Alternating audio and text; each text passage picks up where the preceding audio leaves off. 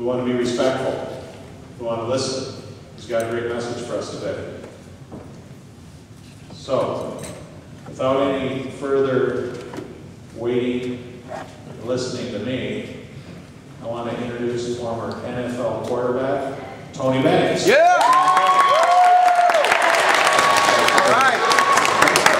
Well, ladies and gentlemen, I'm so excited to be here. I don't get back to Michigan as much as I like, as much as I would have liked to over the last probably 15 years or so since I left Michigan State. So, I know most of you kids have never seen me play, so I'll fill you in briefly on my career, some highlights of my career, but I'm not here to talk about my NFL career. I'm here to talk about some of the choices I made when I was the same age as you kids that gave me an opportunity, and I work for a company called Learning Sports. And what they allow me to do is go all around the country in communities where they feel there's a need to try to inspire some kids to get that higher education or start taking their choices seriously right now. Stop waiting until the next year, wait till they're a senior in high school, because the time is now, ladies and gentlemen. The time is now. And I appreciate your attention just for a few minutes. I won't be talking very long, maybe 20, 30 minutes. I went on to Michigan State, ended up being the first quarterback drafted in the 1996 draft. A huge honor for me because I only played at Michigan State 2 years, and I was kind of an unknown. Ended up starting as a rookie, set a bunch of rookie records, and I went on to throw for about 16,000 yards in the NFL and accounted for about 100 touchdowns. Now, I'm no Hall of Famer, but I was no scrub either. So, briefly, that's my highlights of my sports career. Hold on, I'll answer questions at the end. But what I really want to touch on is let you know where I'm from, where I came from, where I'm going, and what I'm doing right now. Now, I grew up in a single-parent home. I'm from Southeast San Diego. I'm really close to Mexico, where I'm from. So I come from a predominantly brown community where expectations were low. Not a lot of kids went to college. College wasn't talked about in my house because my mom, she had some issues to say the least. Now, I grew up just me and my mom, supposed to be my sister. My sister's 7 years older than me. It was supposed to be her in the house too, but stay with me. I'm going to share some gory details about my life, and I'd appreciate it if you just respect the fact, because I'm not trying to get a pity out of you, but I want you to understand that my life was not easy, which I'm sure your life's not easy. But my circumstances never dominated me. Even at your age, I started taking control of my life. I started dominating my circumstances. Now, my mom, she abused drugs, and she abused me and my sister.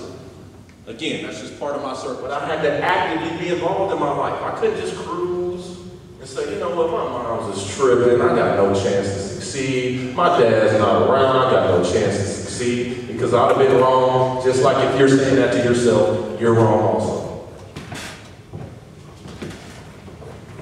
Now, there are things in our lives that might not help us have success. But look, you need to trust your eyes and trust your heart.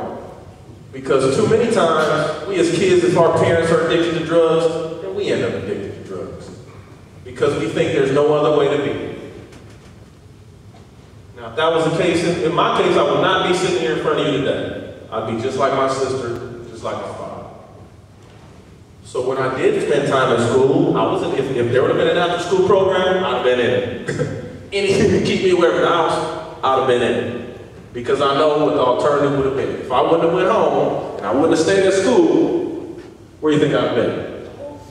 I've been on the streets or something, right? I'm trying to have some leeway fun.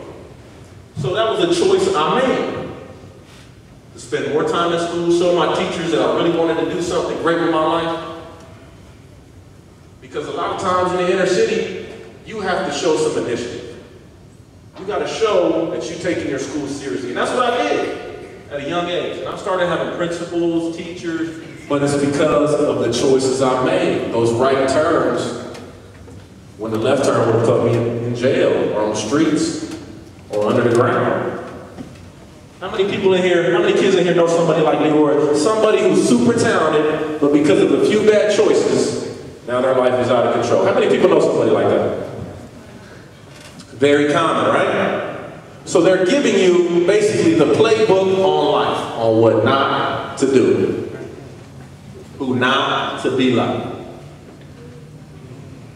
You know, just because a little gangbanger's popular, don't mean he's smart. Don't mean he's the guy to emulate yourself after. Don't make that guy on the street street corner driving the little new Mustang, your idol, your role model, because he doesn't want to be your role model and you don't want him as your role model. That's what happened in my hood. Everybody was so attracted to the guy driving the Mustang, even though that guy driving the Mustang or whatever car it might be was changing every couple of years. Why do you think that would change every couple of years? Because if he's hustling on the street, he's going to do some time. The vision I have for my life was not mediocre, was not common. You guys can have the same vision. Doesn't have to be an NFL quarterback. I'll tell you what, 99% of the successful occupations in this world are not on TV. 99% of these occupations that can take care of your family, you're not going to be famous. But you can be famous within your family if you're prepared to take respect your peers and your teachers when you're walking in these halls, because that's what's going to take you far. Because people don't think we can do that. People don't think people from communities like ours can do that. And anytime you can do the opposite of the stereotype, I promise you those eyes open and those doors open.